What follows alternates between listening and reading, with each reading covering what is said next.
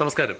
കേരളത്തിൽ ഏറെ കോളിളക്കം സൃഷ്ടിച്ച മാസപ്പടി വിവാദത്തിൽ വിജിലൻസിന്റെ അന്വേഷണം ഏതുമില്ല എന്നാണ് ബഹുമാനപ്പെട്ട മുഖ്യമന്ത്രി പിണറായി വിജയന്റെ മകൾ വീണ വിജയനും ഹൈക്കോടതിയിൽ ബോധിപ്പിച്ചത്. വീണ വിജയന് വേണ്ടിയും ബഹുമാനപ്പെട്ട മുഖ്യമന്ത്രി പിണറായി വിജയന് വേണ്ടിയും ഹാജരായ അഭിഭാഷകർ ഇത് തന്നെയാണ് കോടതിയിൽ ആവർത്തിച്ചത്. ആദായ നികുതി വകുപ്പിന്റെ അതായത് ഇന്ററീം സെറ്റിൽമെന്റ് ബോർഡിന്റെ ഒരു ഉത്തരവിലാണ് മുഖ്യമന്ത്രിയുടെ മകളായ വീണ വിജയൻ തന്റെ എക്സാലോജിക് എന്ന കമ്പനിയിലേക്ക് CMRL എന്ന കരിമണൽ ഖനന കമ്പനിയിൽ നിന്ന് 1,72,00,000 രൂപ വാങ്ങി എന്നുള്ള ഒരു ഉത്തരവുണ്ടായിരുന്നത്. എന്നാൽ ഇത് ഒരു കാരണവശാലും പരസ്യരേഖയല്ല.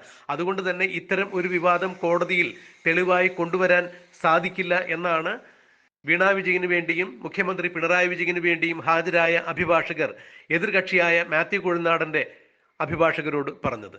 ഇതൊരു പൊതു താല്പര്യം ഇതിൽ ഒന്നും തന്നെയില്ല, രാഷ്ട്രീയ പ്രേരിതമായ കേസാണ് എന്നാണ് പിണറായി വിജയന്റെയും വീണ വിജയന്റെയും അഭിഭാഷകർ കോടതിയോട് പറഞ്ഞത്.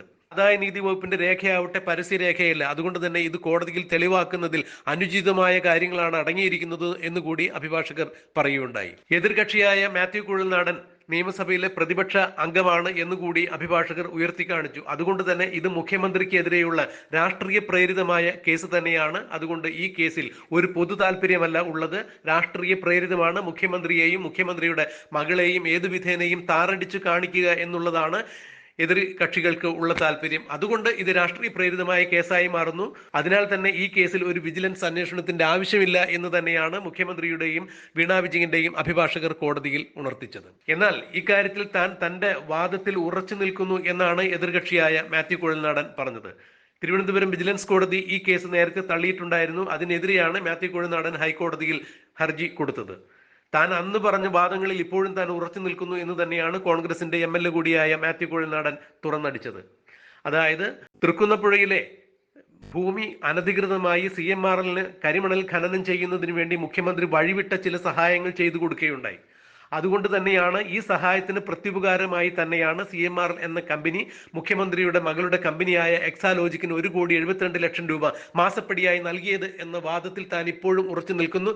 യഥാർത്ഥത്തിൽ സംഭവിച്ചതും അത് തന്നെയാണ്. തൃക്കുന്നപ്പുഴയിലുള്ള ഭൂമി CMRL അനധികൃതമായി വഴിവിട്ട രീതിയിൽ ലഭ്യമാക്കുവാൻ വേണ്ടി മുഖ്യമന്ത്രി ചില നടപടിക്രമങ്ങൾ സ്വീകരിച്ചു എന്ന് തന്നെ മാത്യു കുഴൽനാടൻ തുറന്ന് സമ്മതിക്കുന്നു, അല്ലെങ്കിൽ തുറന്നടിക്കുന്നു. ഇത് തന്നെയാണ് ഇതിലെ പൊതു താല്പര്യം എന്നാണ് മാത്യു കുഴൽനാടൻ എടുത്തു പറയുന്നത്.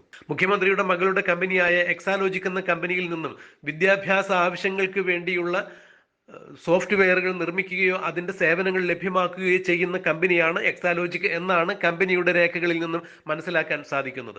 എന്നാൽ കരിമണൽ ഖനന കമ്പനിയായ CMRL ഇത് തരത്തിലുള്ള വിദ്യാഭ്യാസ ആവശ്യങ്ങൾക്ക് വേണ്ടിയുള്ള സോഫ്റ്റ്വെയർ സേവനങ്ങളാണ് വീണ വിജയന്റെ കമ്പനിയായ എക്സാലോജിക്കിൽ നിന്ന് കൊടുത്തത് എന്ന് മനസ്സിലാകുന്നില്ല.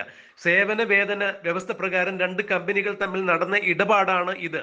അതുകൊണ്ട് തന്നെ ഈ രണ്ട് കമ്പനികൾക്കും ഇക്കാര്യത്തിൽ പരാതിയില്ലാത്തതിനാൽ ഇതിനി അന്വേഷിക്കേണ്ട ആവശ്യമില്ല എന്നാണ് മുഖ്യമന്ത്രിയുടെ മകൾ വീണ വിജയന്റെയും അഭിഭാഷകർ കോടതിയിൽ വാദിച്ചത്.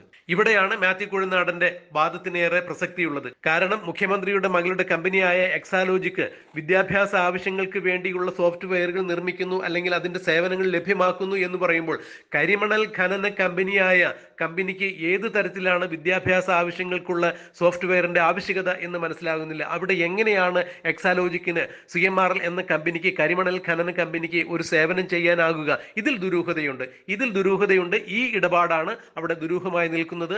മുഖ്യമന്ത്രി വഴിവിട്ട സഹായം ചെയ്തതിന് അതിന് പ്രത്യുപകാരമായി, പ്രതിഫലമായി തന്നെയാണ് മുഖ്യമന്ത്രിയുടെ മകൾ വീണ വിജയന്റെ കമ്പനിയായ എക്സാലോജിക്കിന് CMRL എന്ന കമ്പനി 1,72,00,000 രൂപ കൊടുത്തിരിക്കുന്നത്. ഇത് പൊതു ഖജനാവിലേക്ക് വന്നു ചേരേണ്ട പണം തന്നെയാണ്. അതുകൊണ്ട് തന്നെയാണ് ഇതിൽ അഴിമതി നടന്നിട്ടുണ്ട്, ഇത് മാസപ്പടിയാണ് എന്ന് താൻ പറയുന്നത് എന്ന തരത്തിൽ തന്നെയാണ് മാത്യു കുഴൽനാടൻ തന്റെ വാദങ്ങളിൽ ഉറച്ചു നിന്നത്.